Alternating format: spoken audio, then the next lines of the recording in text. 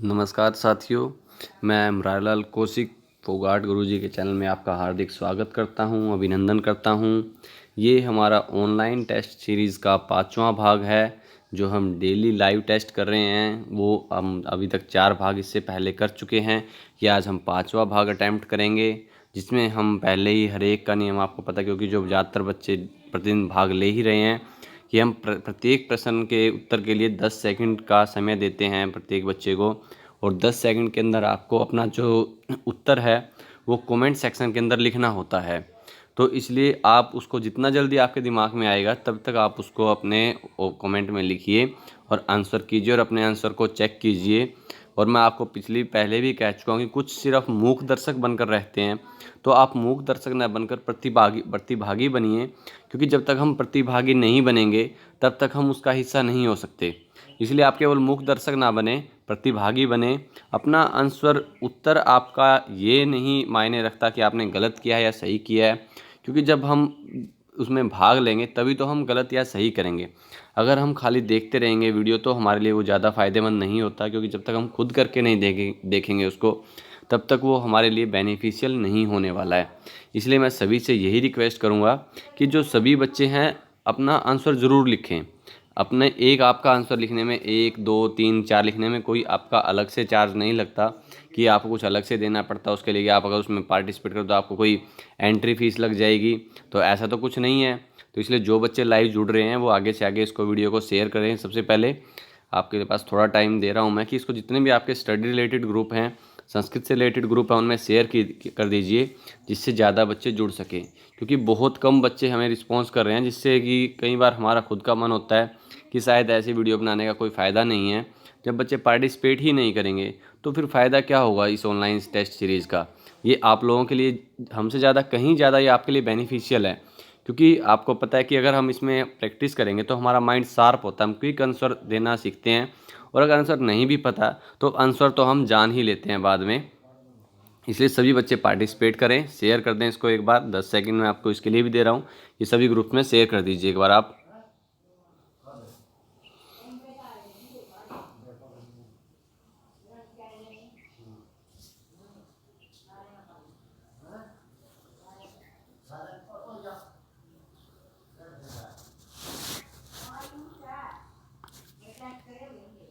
एक बार जो भी बच्चे हैं वो यहाँ पर अभी हैं लाइव में, वो सभी एक बार अपना अपना उनको मेरी तरफ से नमो नमः, नमस्कार। और अभी हम सीरीज़ शुरू कर रहे हैं। तो पहला प्रश्न आपके सामने आ रहा है, सभी तैयार रहें और जितना जल्दी हो सके उतना जल्दी अपना आंसर लिखें, क्योंकि जो आज का टेस्ट है वो ज़्यादातर व्याकरण से संबंधित है और ज़्यादा मुश्किल नहीं है कि जिससे ज़्यादा से ज़्यादा बच्चे आंसर कर सकें। एक बार हम देख सकें कितने बच्चे एक्टिव होते हैं इसका आंसर करने के लिए। इसलिए आज आपके थोड़ा सा इजी भी हो सकता है, तो जितना इजी लगे उतना इजी इसको बनाएं, और जहां नहीं लगे तो उसके लिए फिर आपको आंसर मिलेगा उसको। तो आप तैयार रहें, प्रश्न आपके सामने हैं। सबसे पहला प्रश्न है, व्याकरणस्य त्रिमुनि एषः नास्ति, पाणिनिः, कात्यायनः, पतंजलिः या भट्टोजी दीक्षितः। व्याकरणस्य त्रिमुनि एषः नास्ति। एक बार प्रश्न ध्यान से पढ़ लें तभी आंसर करें। पाणिनिः, कात्यायनः, पतंजलि या भट्टोजी दीक्षितः। जल्दी अपना आंसर लिखें सभी बच्चे। नमो नमः, नमस्कार, नमो नमः।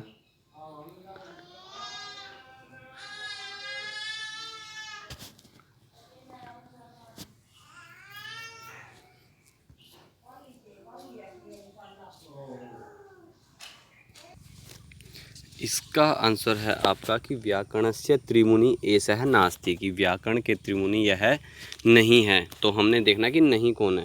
पहले जो पाणिनि है वो व्याकरण के सूत्रकार हैं, पतंजलि हैं जो भाष्यकार हैं, और जो कात्यायन है वो वार्तिकार हैं। भट्टोजी दीक्षित ये व्याकरण के त्रिमुनि में नहीं गिने जाते हैं, इसलिए यहाँ पर आंसर क्या होगा, भट्टोजी दीक्षित है। पहले का ऑप्शन नंबर डी, 4 या द। आप ऐसे कुछ भी लिख सकते हैं। ऑप्शन डी लिखा जा रहा है आपके पास, हिंदी फ़ॉन्ट नहीं है तो आप डी लिख सकते हो, 4 लिख सकते हो या द लिख सकते हो। अगर इसको टाइप कर सकते हो तो वो भी बहुत अच्छी बात है। तो अगला प्रश्न आपके सामने है, अंतस्थः वर्णेषु एषः नास्ति। है, ये, रे और ल। अंतस्थ वर्णेषु एषः नास्ति। है, य, र और ल।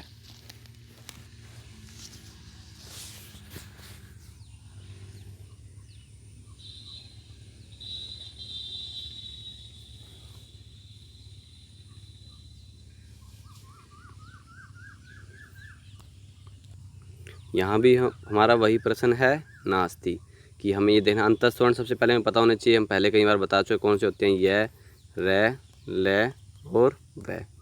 उसके बाद हमने देखना है यहाँ कौन कौन से य, र, ल ये सब अंतस्थ वर्ण है और जो नहीं है वो कौन सा है। इसलिए हमारा आंसर क्या होगा, है। दूसरे का हमारा पहला सही है, ए सही है या ए सही है। अगर आप जब भी आंसर करते हो तो प्रश्न का नंबर साथ में ज़रूर लिखें, क्योंकि कई बार नेट स्लो होने से प्रश्न का आंसर बाद में टाइप होता है आपका, तो इसलिए हमेशा प्रश्न नंबर साथ में लिखें। पहले प्रश्न नंबर डालें इस तरह से और फिर उसके बाद उसका जो ऑप्शन है आंसर है जो वो लिख दें। अगला प्रश्न है,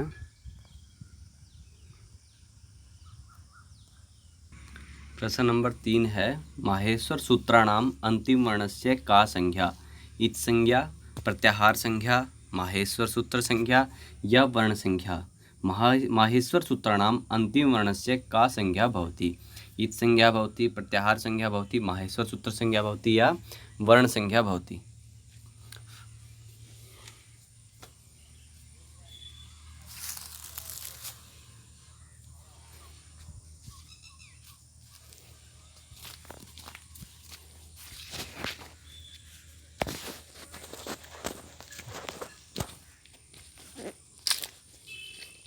माहेश्वर सूत्रों में अंतिम वर्ण की कौन सी संज्ञा होती है। जो माहेश्वर सूत्रों में अंतिम वर्ण है उसकी इत संज्ञा होती है किससे, हलंत्यम सूत्र से।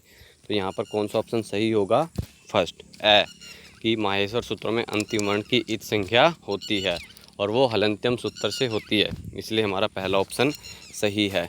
प्रश्न नंबर 4 है, व्याकरणस्य प्रयोजनेषु एतन्नास्ति। रक्षा, उहु, अशब्द ज्ञानम या असंदेह है।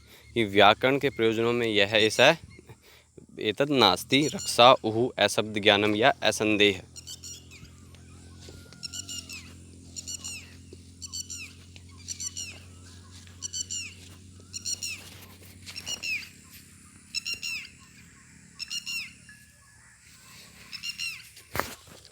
व्याकरण के प्रयोजनों में यह नहीं है कि रक्षा है, ऊ है या अशब्द ज्ञान है। तो यहाँ पर कौन सा आंसर है, अशब्द ज्ञानम, क्योंकि रक्षा, ऊ, आगम और असंदेह ये सब क्या होते हैं, व्याकरण के प्रयोजन है। लेकिन अशब्द ज्ञानम जो है वो व्याकरण का प्रयोजन नहीं है, इसलिए यहाँ पर कौन सा ऑप्शन सही है हमारा, अशब्द ज्ञानम, यानी कि श। यहाँ पर ये ऑप्शन हमारा सही है, फोर्थ का स, सी या थर्ड।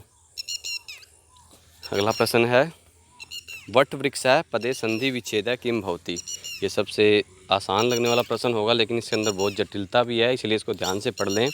वट वृक्ष पदे संधि विच्छेद किम भवति। वटो वृक्ष है, वट वृक्ष है, वटो वृक्ष या वट वृक्ष है।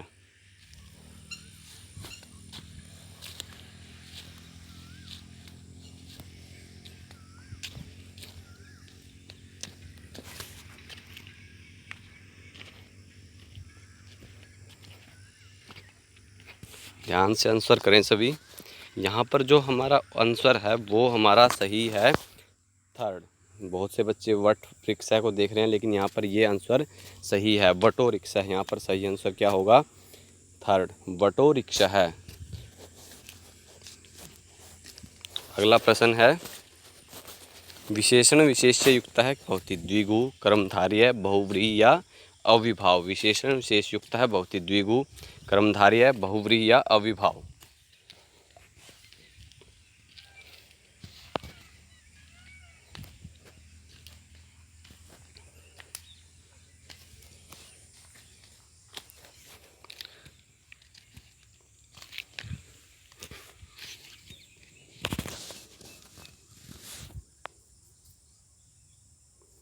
विशेषण विशेष युक्त है भवति कर्मधारय। यहाँ पर जो विशेषण विशेष युक्त कर्म समास कौन सा होता है, कर्मधारय। तो यहाँ पर ऑप्शन ब सही है, यानी कि सेकंड ऑप्शन हमारा सही है, कर्मधारय। अगला प्रश्न है, समासे प्रतिपादिक संज्ञा केन सूत्रेण भवति। समासे प्रतिपादिक संज्ञा केन सूत्रेण भवति। प्राक्कार्डरात् समासः विभक्तिश्च अर्थवद अधातुरा प्रत्ययः या कृततथित समासाश्च।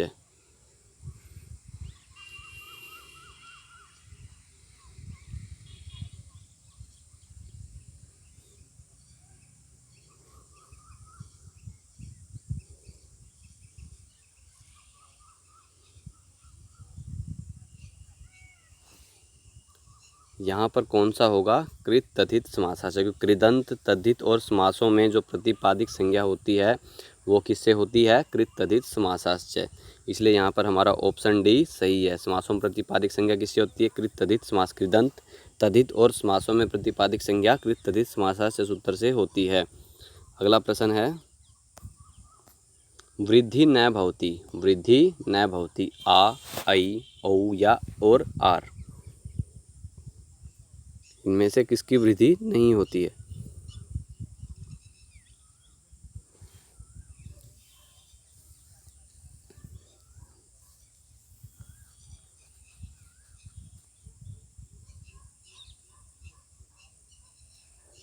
यहाँ पर आर ऑप्शन सही है, क्योंकि आ, आई और औ ये तीनों की वृद्धि होती है लेकिन आर की वृद्धि नहीं होती है। इसलिए यहाँ पर कौन सा ऑप्शन सही है हमारा, ऑप्शन डी 4 या ये है हमारा ऑप्शन सही है। प्रश्न नंबर 9 आपके सामने है। ग्रामे अस्मिन् इत्यत्र पूर्व रूप इत्यत्र संधि अस्ति। ग्रामे अस्मिन् इत्यत्र संधि अस्ति। अयादि, ये टिक मार्क थोड़ा सा पहले हो गया है लेकिन फिर भी इसका अगर आप विच्छेद बता सकते हैं वो बता दीजिए, मतलब जो संधि क्या बनेगी फिर। ग्रामे अस्मिन् इत्यत्र संधि अस्ति, ये अयादि, पूर्वरूप, पररूप या यणस्य।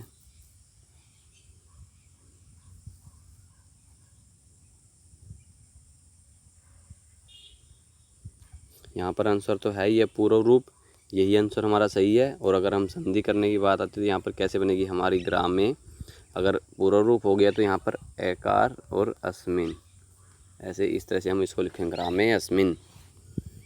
यहाँ पर आंसर हमारा सेकंड सही है और ग्रामे अस्मिन यहाँ पर संधि होगी हमारी।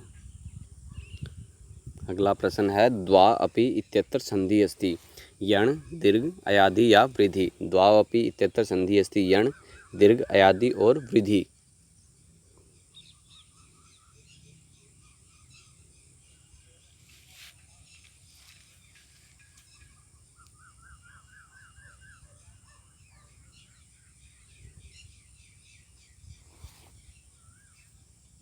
द्वापि, यहाँ पर अयादि संधि होगी कि द्वौ और अपि, तो औ को यहाँ पर आव, इस तरह से यहाँ पर अयादि संधि हो जाएगी। यहाँ पर ऑप्शन नंबर 3 आप हमारा सही है। द्वापि इत्यत्र संधि अस्ति अयादि।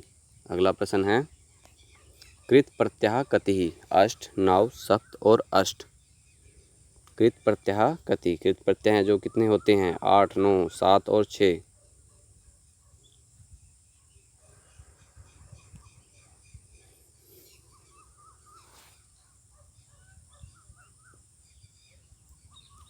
जो कृत प्रत्यय हैं वो 7 होते हैं। कितने होते हैं, 7 कृत्य प्रत्यय है, 7 होते हैं। तो यहाँ पर कौन सा ऑप्शन सही है हमारा, तीसरा, सप्त।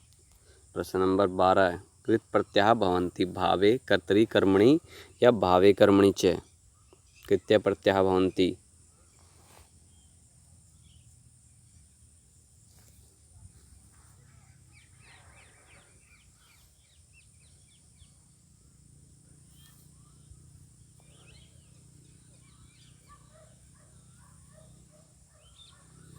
यहाँ पर हमारा भावे कर्मणि च। कृत्य प्रत्यय भवन्ति भावे कर्मणि च।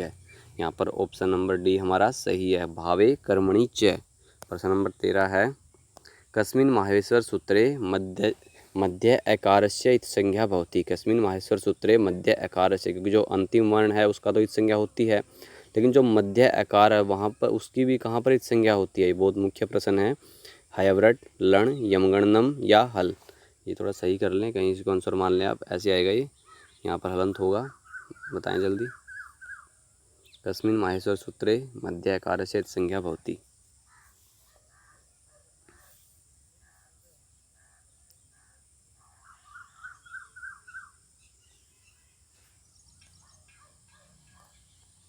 जो लण है हमारा, जो प्रत्याहार है लण, उसके अंदर जो एकार है मध्य, जो लय में एकार है, उसकी भी इच संज्ञा होती है।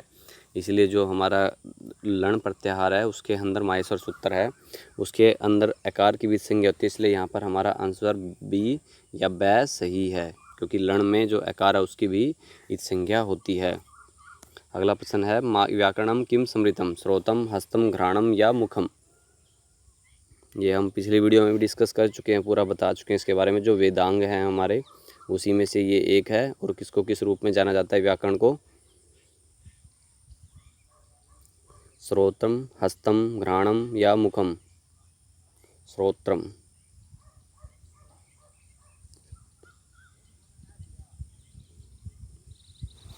हमने एक्सप्लेन तो पहले ही कर दिया है कि व्याकरण को क्या मानते हैं?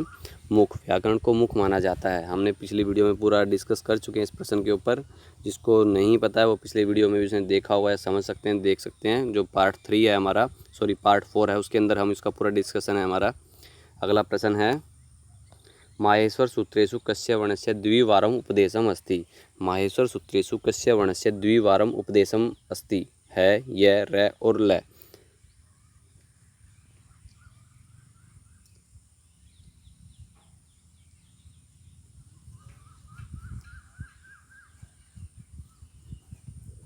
ये प्रश्न भी पहले डिस्कस हो चुका है कि जो 2 बार उपदेश किया गया है वो कौन सा वर्ण है हमारा? है। क्योंकि जो है व्रट और हल जो हमारे प्रत्याहार हैं, जो हमारे सूत्र हैं, जो ठीक है माहेश्वर सूत्र, उनके अंदर है व्रट और हल दो जो हैं हमारे, उनके अंदर है को उपदेश किया गया है। तो इसलिए यहाँ पर कौन सा आंसर हमारा सही है।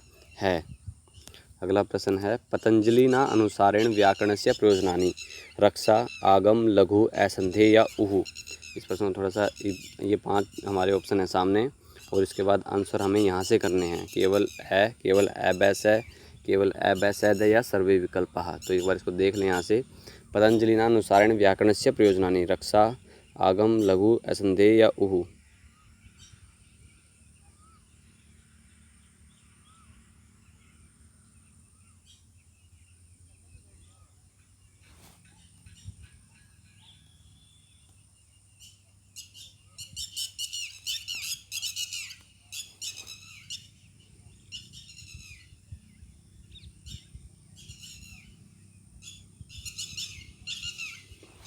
यहाँ पर हमारे जो 5 दिए गए हैं वो सब व्याकरण के प्रयोजन हैं। रक्षा, आगम, लघु, असंधेय और उहु। इसलिए हमारा ऑप्शन जो लास्ट है वो सही होगा कि सर्वे विकल्प। यहाँ पर जो सभी विकल्प हैं, क्योंकि वैसे लेकिन यहाँ पर हमारे जो 5 विकल्प हैं वो सही हैं, तो इसलिए यहाँ पर सभी विकल्प सही है हमारे।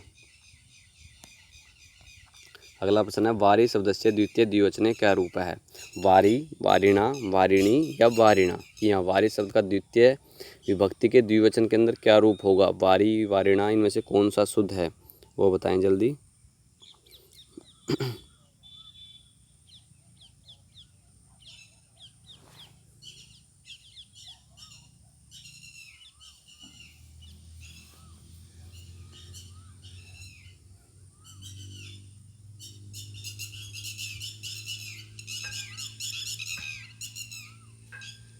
यहाँ जो ऑप्शन 3 है ये सही है, क्योंकि जो हमारा सही रूप बनेगा ये ऐसे ही बनेगा, वारिणी। तो ये हमारा यहाँ पर सही है। द्विवचन द्वितीय विभक्ति में कौन सा रूप बनेगा? वारिणी। यहाँ पर हमारा सही है। अगला प्रश्न है जगत शब्दस्य प्रथम विभक्तो बहुवचने रूपम अस्ति। जगत, जगंती, जगती और जगत है कि जगत शब्द जो है उसकी प्रथम विभक्ति के बहुवचन में कौन सा रूप बनेगा? जगत, जगंती, जगती या जगत है।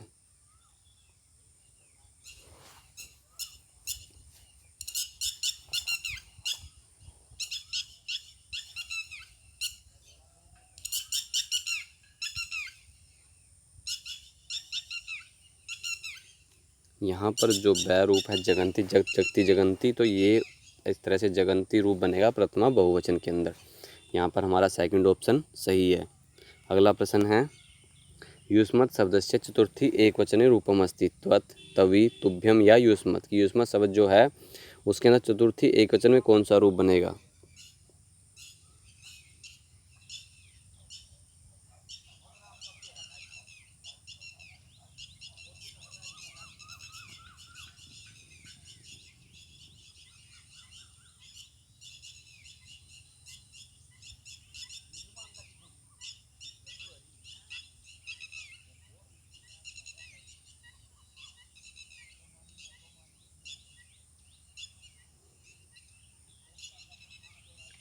यहाँ पर जो युष्मत शब्द है उसकी चतुर्थी विभक्ति में कौन सा रूप बनेगा? तुभ्यम। जिस तरह हम पढ़े त्वम यो अभ्याम यो तब तुभ्यम जो रूप है वो हमारा बनेगा चतुर्थी विभक्ति के एक वचन के अंदर। यहाँ पर हमारा होगा तुभ्यम, क्योंकि युष्मत शब्द के जो शब्द रूप चलता है हमारा उसमें चतुर्थी एक वचन के अंदर हमारा तुभ्यम बनता है। प्रश्न नंबर 20 है धेनु शब्दस्य सप्तमी विभक्तौ एक वचने रूपम अस्ति। धेनु शब्द का सप्तमी विभक्ति के एक वचन में रूप होगा धेनवाम धेनौ धेनवाह क्योंकि ये विकल्प से होते हैं कई रूप, तो इसलिए दो रूप दिए गए हैं, धेनवई धेनवे या धेनवो।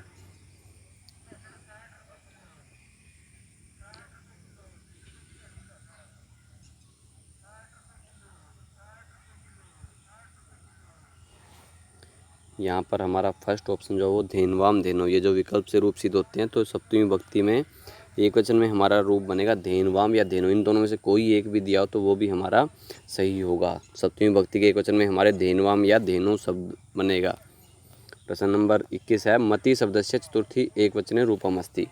मति शब्द के चतुर्थी एक वचन में क्या रूप होता है? मते मत्या मत्ये या मति ही।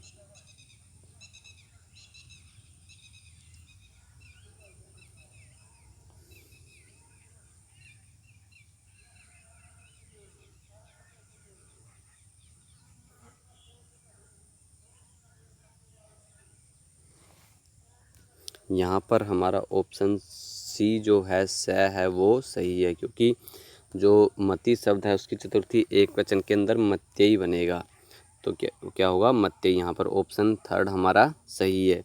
प्रश्न नंबर 22 है आत्मन शब्दस्य द्वितीय विभक्तौ बहुवचने रूपम अस्ति। आत्मन शब्द है जो उसका द्वितीय विभक्ति के बहुवचन के अंदर कौन सा रूप होगा? आत्मान है, आत्मनि, आत्मन है या आत्मना।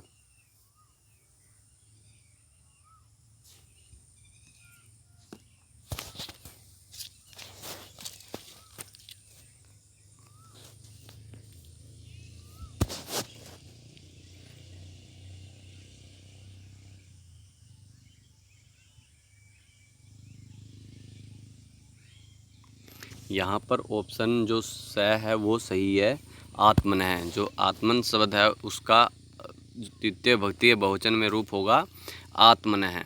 कौन सा रूप होगा? आत्मन है। ऑप्शन स, ऑप्शन सी, ऑप्शन थर्ड जो भी है हमारा वो सही है। तो सभी बच्चे इस वीडियो को लाइक कर लें, शेयर कर दें और इस चैनल को सब्सक्राइब कर लें। और जो ये टेस्ट सीरीज़ हमारी है उसके लिए हम बार बार आपसे सुझाव मांगे जा रहे हैं, लेकिन फिर भी कोई बच्चा उसको लिखने में आंसर देने में इंटरेस्टेड मुझे कम लगते हैं। अगर मैं फिर भी आपको कह रहा हूँ कि अगर आपका कोई सजेशन है किसी आप स्पेशल पार्ट से कि हमारा जो टेस्ट सीरीज़ है उससे रिलेटेड होना चाहिए, या हमारी ये टाइमिंग होनी चाहिए, या ये टेस्ट सीरीज़ हमारी इस तरह से इसके लिए सुझाव ये इस तरह से अच्छी बन सकती है, तो उसके लिए हम बार बार आपसे फीडबैक मांग रहा हूँ आपका। तो इसलिए आपका जो भी सुझाव है इससे रिलेटेड आप कमेंट सेक्शन के अंदर लिखें। वीडियो को देखने के लिए धन्यवाद। Thank you.